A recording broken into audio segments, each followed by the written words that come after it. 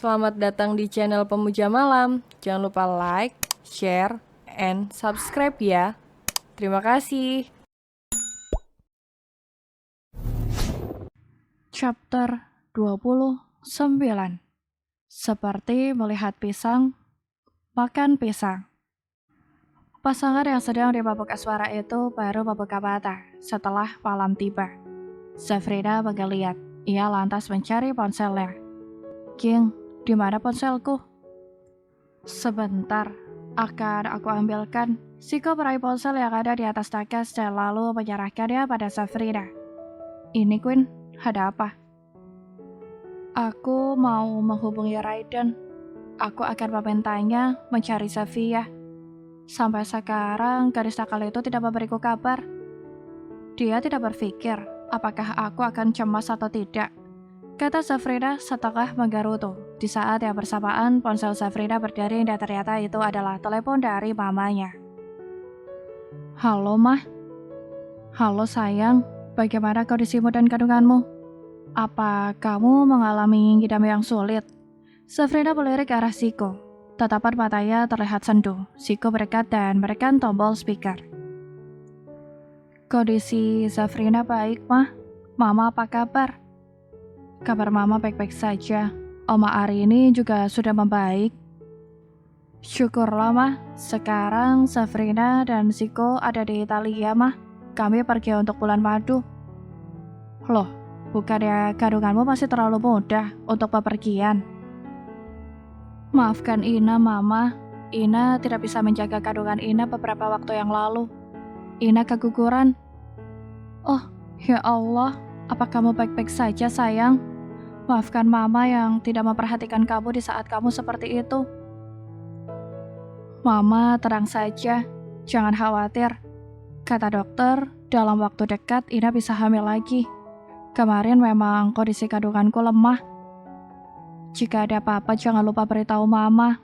Mama tidak bisa terlalu sering bolak-balik ke sana, karena Mama harus merawat para orang tua di sini." "Mama tenang saja. Siko yang akan menjagaku dengan baik."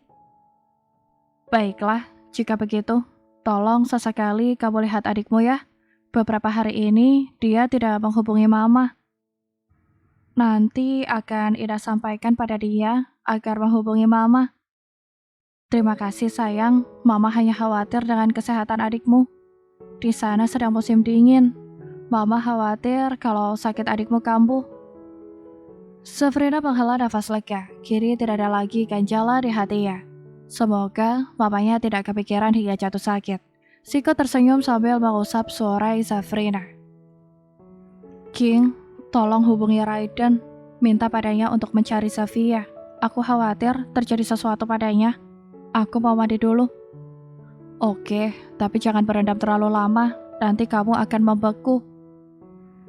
"Iya, aku tahu." Safrina beranjak menuju kamar mandi dengan keadaan tanpa benang pun membungkus tubuhnya yang seksi. Siko geleng kepala melihat tingkah istrinya yang asal-asalan. Siko langsung menghubungi adik iparnya untuk menyampaikan pesan dari istrinya, namun sampai 4 kali panggilannya tidak terhubung. Siko lantas menghubungi Zafa. Beruntung pria itu langsung membalasnya. Siko menyampaikan keresahannya, tapi Zafa dengan tenangnya menginformasikan keberadaan Safia, bahkan lengkap dengan apa yang sedang dilakukan oleh gadis itu. Setelah sambungan dimatikan, Siko masih dalam mode tertegun. Ia tak menyangka jika anggota keluarga Safrina begitu mengagumkan. Bahkan Zafa yang jauh di Massachusetts tahu keberadaan Safia dan apa yang sedang dilakukan oleh gadis itu. Safrina keluar dari kamar mandi memakai petrop dan rambutnya pun sudah tergulung handuk. Aroma sabun menguar mengusik ketenangan Siko. Namun mengingat cuaca yang begitu dingin, Siko menjadi tidak tega pada istrinya jika harus mandi lagi karena ulahnya. Siko pun akhirnya memilih meredam hasratnya dengan mandi. Safrina duduk di depan meja rias, dia sedang mengeringkan rambutnya yang basah. Sebenarnya tadinya dia enggan menyentuh air karena cuacanya terlalu dingin. Akan tetapi jika tidak mandi dia akan merasa tubuhnya bau sisa percintaan siang tadi. Zafrina mengangkat telepon dan memanggil petugas kebersihan hotel untuk membersihkan kekacauan yang dia buat bersama suaminya. Tak butuh waktu lama. 2 orang room service datang dan mulai membereskan kasur yang terlihat sangat kacau itu. Setelah selesai Zafrina memberikan tip pada kedua room service itu, Ziko baru keluar kamar mandi. Ia melihat sekeliling yang sudah tampak rapi dari sebelumnya. Apa kamu yang merapikannya, Queen? Ya, tapi dengan tenaga orang lain, kata Zafrina sambil tertawa. Aku jadi ingin membuatnya berantakan lagi. Tidak bisa. Aku sudah sangat lapar. Aku perlu makan. King, sejak siang tadi perut kita tidak terisi apa-apa. Oke, maafkan aku. Setelah ini aku akan membawamu ke restoran yang paling enak. Oh, aku rasanya tidak akan sanggup berjalan. Kakiku terasa lemas. Apa kamu suka kaviar? Ya, tapi tidak terlalu. Bagaimana dengan escargot? Aku lebih memilih makanan cepat saji daripada makanan tadi. Bagaimana dengan pizza dan lasagna? Boleh, dan sebotol anggur sepertinya cukup menghangatkan. Baiklah, aku akan pesankan. Kita sebaiknya makan di kamar saja. Ide bagus. Tadi bagaimana? Raiden belum bisa dihubungi. Tapi kata Zafa, saat ini Zafia baik saja dan sedang tidur. Syukurlah. Aku benar cemas dengan gadis itu. Banyak yang melindunginya. Kamu tenang saja, ujar Ziko mengusap lengan Zafrina yang terbungkus dengan sweater berwarna biru muda. Aku memang sepertinya terlalu berlebihan mengkhawatirkan dia. Tetapi bukankah ini wajar? Dia adikku. Kamu harus belajar memberikan kepercayaan pada dirinya. Toh selama ini dia bisa membuktikan pencapaiannya dengan baik. Ya, kamu benar. Bagaimana? Putrinya sekarang ada di Italia. Sedang putra keduanya tidak tahu kemana. Nyonya Velia tinggal di mansion yang dijaga ketat oleh anak buah Rian. Apa Anda yakin mau menculik salah satu di antara mereka, Tuan? Tentu saja. Jika dulu aku tidak bisa memiliki Velia, maka ini saatnya aku memiliki salah satu di antara 2 wanita kesayangan Rian. Atau bisa jadi keduanya akan aku miliki, ujar David. Setelah itu ia tertawa terbahak-bahak. Dia merencanakan penculikan. Namun entah siapa sasarannya, dia masih merahasiakannya. Dia akan bertindak sendiri. Dia hanya meminta pada anak buahnya untuk terus mengawasi pergerakan Rian dan kelompoknya. Davin mengambil ponselnya dan menghubungi utusannya yang ia tugaskan untuk mengawasi kediaman Rian. Apa semuanya sudah siap? Ya, Tuan. Semua sudah sesuai rencana. Kami siap kapanpun.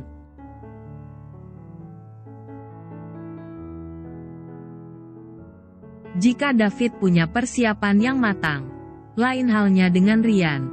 Pria itu tergolong masih santai saat tahu ada musuh yang sebenarnya mengintai kediamannya akhir ini. Sayang, apa kamu keberatan jika aku memulangkanmu ke Indonesia? Tanya Rian pada sang istri. Memangnya ada apa? Tidak ada apa-apa. Tapi aku ingin kamu sementara menjaga ibuku. Sepertinya Ravello juga perlu tahu dan mengenal perusahaan kita yang ada di sana. Aku tidak mungkin terus meminta bantuan Leo sedangkan dia sendiri punya perusahaan besar yang harus dia urus. Baiklah. Tapi apa kamu yakin tidak ada sesuatu yang sedang kamu sembunyikan dariku, kan? Tentu saja, Apalagi yang ingin aku sembunyikan darimu? Lalu kapan aku akan pulang ke sana? Malam ini, kata Rian sambil membelai wajah Velia yang masih tetap cantik di usianya yang akan menginjak kepala 4. What? Apa kamu serius? Ya, aku sangat serius, sayang. Ravello juga sudah kuberitahu tadi. Kamu sedang menyembunyikan sesuatu kan? Jawab aku. Rian Alvarez, seru Velia dengan mata yang sudah berkabut. Entah mengapa tiba perasaannya mendadak tak enak. No, aku hanya sedang memikirkan keselamatanmu dan putra kita. Aku merasa mansion kita ini sedang diintai. Aku tidak mau nanti, baik kamu atau Ravello dijadikan alat oleh mereka untuk menjatuhkanku. Kuharap kamu bisa mengerti. Velia mengangguk patuh dan lalu memeluk suaminya dengan air mata yang terus mengalir deras. Ia tahu kini bahaya sedang mengancam pria yang sudah ia nikahi selama kurang lebih hampir 18 tahun ini. Jaga dirimu. Jangan sampai terluka. Aku bisa tiada jika terjadi sesuatu yang buruk padamu. Lirih Velia. Tentu saja, kamu juga jaga kesehatan di sana. Jangan terlalu banyak berpikir. Jika situasi sudah kondusif aku akan mengizinkanmu kembali kemari. Atau kalau tidak aku akan menyusulmu pulang ke Indonesia. Baiklah. Jika begitu gantilah pakaianmu. Kamu harus menyamar. Jangan sampai ada yang tahu jika itu kamu. Karena di mansion ini ada mata. Baiklah. Itu hobi lamaku. Tenang saja. Rian tersenyum. Dia jadi ingat awal pertemuannya dengan Velia. Saat itu Velia berhasil membuatnya kesal setengah mati. Namun kekesalan itu hanya sementara karena tak lama dia dibuat jatuh cinta sejatuh-jatuhnya pada gadis itu. Ravello sudah di bandara. Aku memakai pesawat pribadi milik Gary yang kebetulan kemarin dipakai Gary untuk melawat ke perusahaan rekan bisnisnya di sini. Ya baiklah. Jangan lupa pesanku tadi. Jangan sampai terjadi sesuatu padamu. Tentu saja, Rian menatap istrinya yang terus memoleskan beberapa produk make-up di wajahnya. Rian berjalan sedikit menjauh dari Velia karena ia menerima laporan dari orangnya. Bagaimana? Apakah sudah berhasil? 10 menit lagi semua akan hancur, Tuan. Baiklah. Awasi pergerakan mereka. Aku secepatnya akan membawa Velia keluar. Baik, Tuan. Rian menutup ponselnya dan saat berbalik ia terkejut mendapati perubahan istrinya. Velia merubah dirinya menjadi seorang pria yang tampak gagah. Sayang, ini beneran kamu? Tentu saja. Siapa lagi? Wah, ternyata jadi laki. Laki kamu cukup menjanjikan ya, sayang.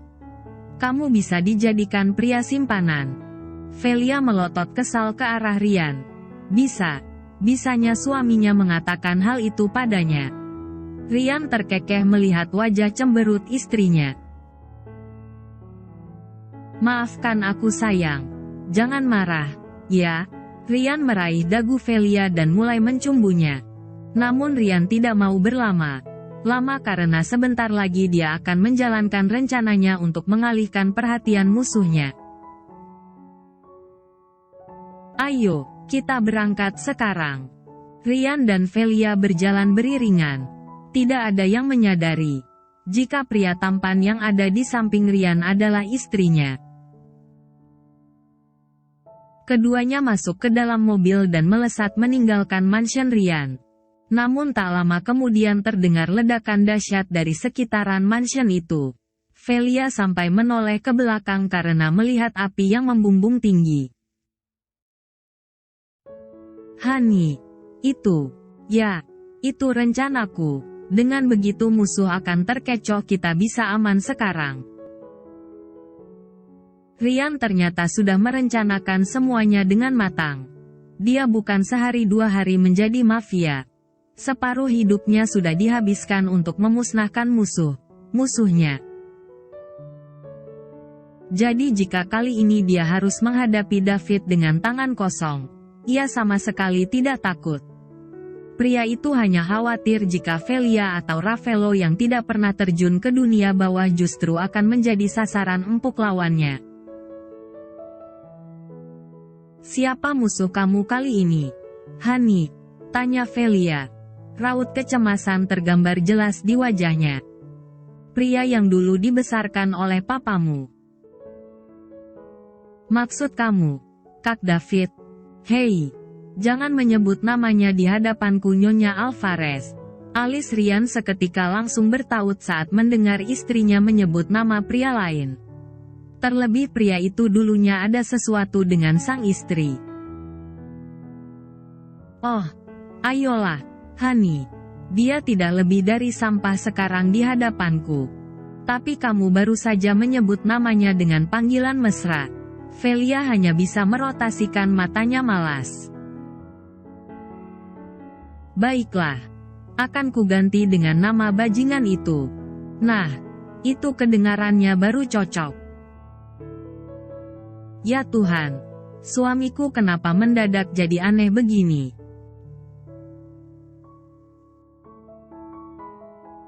Setibanya di bandara, Rian disambut oleh beberapa anak buah lamanya yang sekarang bekerja pada Gary. Ada Lucas, Pablo dan juga Diego, ayah dari Marvel. "Tolong jaga istri dan anakku," kata Rian menepuk bahu Lucas. Ketiga anak buah lama Rian itu menatap heran ke arah Nyonya Alvarez itu. Kenapa dia harus berpenampilan seperti itu? "Tuan, tenang saja. Kami akan menjaga mereka dengan segenap jiwa dan raga kami. Putramu sangat mengesankan. Tolong ajari Ravello biar bisa menjadi seperti Marvel," ucap Rian pada Diego. Namun pria itu justru terkekepelan saat mendengar ucapan tuannya. "Anda memujiku atau sedang menyindirku, Tuan? Anda yang paling tahu bagaimana saya, di mana saya menghabiskan hampir separuh usia saya. Dia belajar tanpa pengawasan saya, Tuan. Dia adalah putra yang penuh dengan anugerah. Semoga saja Ravello juga memiliki anugerahnya. Itu sudah pasti, Tuan. Kami pamit dulu karena 15 menit lagi pesawat akan mulai tinggal landas." "Baiklah," jawab Rian singkat. Ia menatap istri tercintanya dan mengecup bibir merah delimanya dengan dalam. Para anak buah Rian menatap aneh karena Velia menyamar menjadi seorang pria. Jadinya mereka seperti melihat pisang makan pisang. "Jaga kesehatanmu. Aku akan menghubungimu nanti. Jangan terlalu mengkhawatirkan aku. Cukup kamu jaga Ravello dan arahkan dia untuk mengurus perusahaan kita." Ya." Velia tersenyum lalu ia membalas mengecup bibir Rian. "I love you, Honey." "Me too." Velia melambaikan tangannya sebelum akhirnya berbalik dan tidak menoleh lagi.